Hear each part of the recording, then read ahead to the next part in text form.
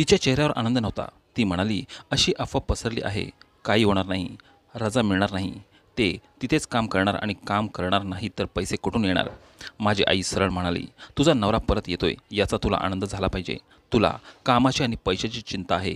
त्यावर माझी वहिनी उलट उत्तर देत म्हणाली की पैसे आले नाहीत तर हे घर कसे चालणार? तुमचा हा मुलगा तर काहीच काम करत नाही, पण मी मुलांना शिकवायला घरी जायचो.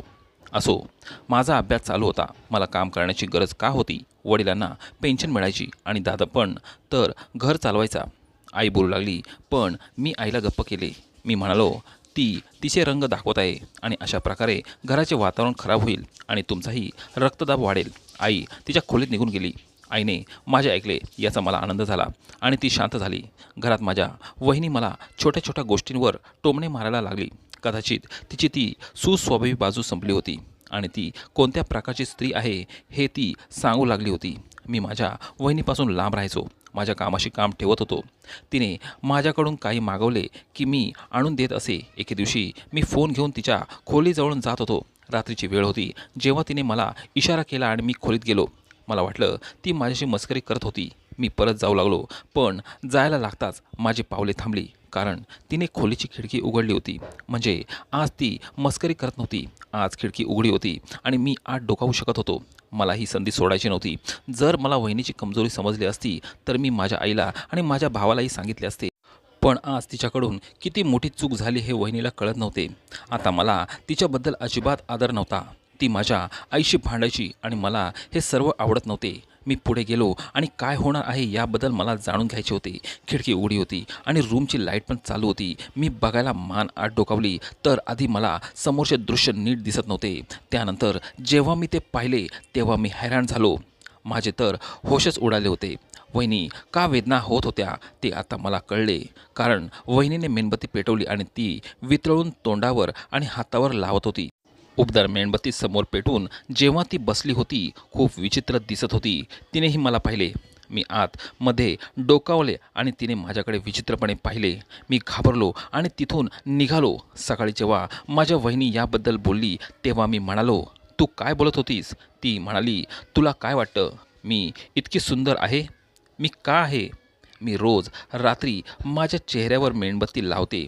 तीच लावत होती आणि त्यामुळेच माझ्या चेहऱ्यावरची सगळी घाण माझ्या चेहऱ्यावरून निघून जाते. म्हणूनच तर मी खूप सुंदर दिसते. मला वाटले होते की वहिनी वेडी आहे. कदाचित भावालाही तिच्या भूतकाळातील काही अफेअरच्या गोष्टी कळल्या असतील. आजकाल त्यांच्यात खूप भांडणे व्हायचे.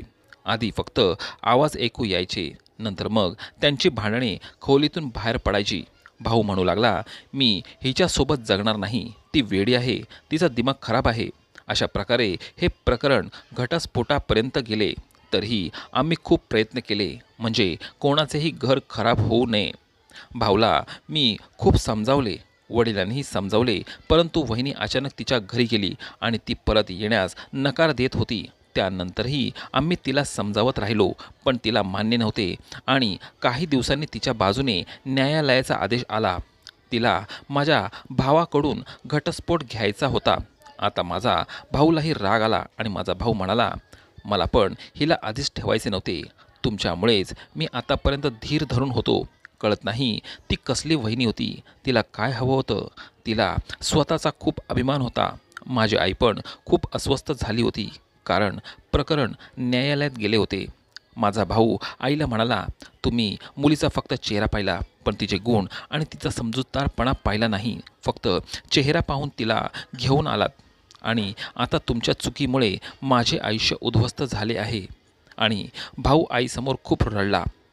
मित्रांनो, माझी तुम्हालाही विनंती आहे की फक्त कोणाचे सौंदर्य पाहू नका. सगळं बघूनच लग्न करा, कारण लग्न हा खेळ नाही. मित्रांनो, व्हिडिओ कसा वाटला कमेंट करून सांगा आणि माझ्या यूट्यूब चॅनेलला सबस्क्राईब नक्की करा.